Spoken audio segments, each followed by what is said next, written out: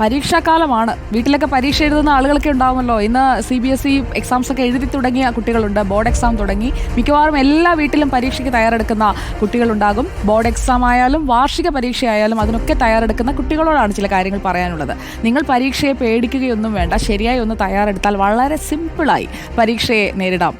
Cinema പറഞ്ഞതുപോലെ Java സിമ്പിളാണ്. ഈ പരീക്ഷാകാലത്ത് ശ്രദ്ധിക്കേണ്ട ചില കാര്യങ്ങൾ പറഞ്ഞുതരാം. പരീക്ഷ എന്ന് പറയുന്നത് നമ്മുടെ ജീവിതത്തിലെ ഒരു അവസാന കടമ്പയാണ് എന്ന് ഒരിക്കലും വിചാരിക്കരുത്. കടുത്ത ഒരു പരീക്ഷണമല്ല. ഏറ്റവും കൂടുതൽ മാർക്ക് വാങ്ങി വിജയിക്കൽ മാത്രമൊന്നുമല്ല പരീക്ഷയുടെ ലക്ഷ്യം. ജീവിത വിജയത്തിലേക്കുള്ള നമ്മുടെ യാത്രയിലെ പല വഴികളിൽ ഒന്ന് മാത്രമാണ് പരീക്ഷ. പേടിക്കാതെ പരീക്ഷയെ ആത്മവിശ്വാസത്തോടെ പ്രിയപ്പെട്ട കൂട്ടുകാർ നേരിടുക. സമയക്രമം പ്രധാനമാണ് കേട്ടോ.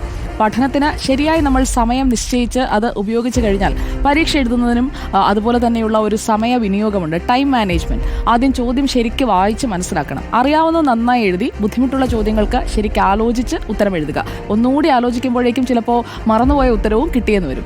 മറ്റൊരു കാര്യം പ്രധാനപ്പെട്ടതാണ് ഉത്തരം എഴുതുമ്പോഴത്തെ പ്രസന്റേഷൻ. വാരി വലിച്ച് എഴുതരുത്. വൃത്തിയായി ചോദ്യത്തിന് മാത്രം ഉത്തരം എഴുതുക. നമുക്കറിയാവുന്ന കാര്യം എങ്ങനെ പ്രസന്റ് ചെയ്യുന്നു എന്നതാണ് കാര്യം.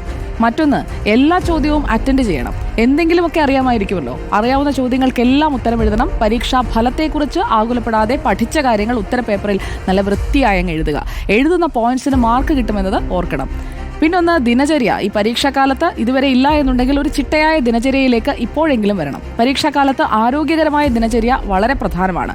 മതിയായ ഉറക്കം വേണം. ഉറങ്ങാതെ ഇരുന്ന് പഠിച്ചിട്ടൊന്നും ഒരു കാര്യവുമില്ല. ഭക്ഷണം, വ്യായാമം, ആവശ്യത്തിന് വെള്ളം കുടിക്കണം, ചെറിയ റിഫ്രഷ്മെന്റ്സ് ഒക്കെ വേണം, കൂട്ടുകാരുമായൊക്കെ ഒന്ന് സംസാരിക്കണം. അങ്ങനെ വളരെ കൂളായി റിലാക്സ്ഡ് ആയിട്ട് വേണം പരീക്ഷാ ഹാളിലേക്ക് പോകാൻ.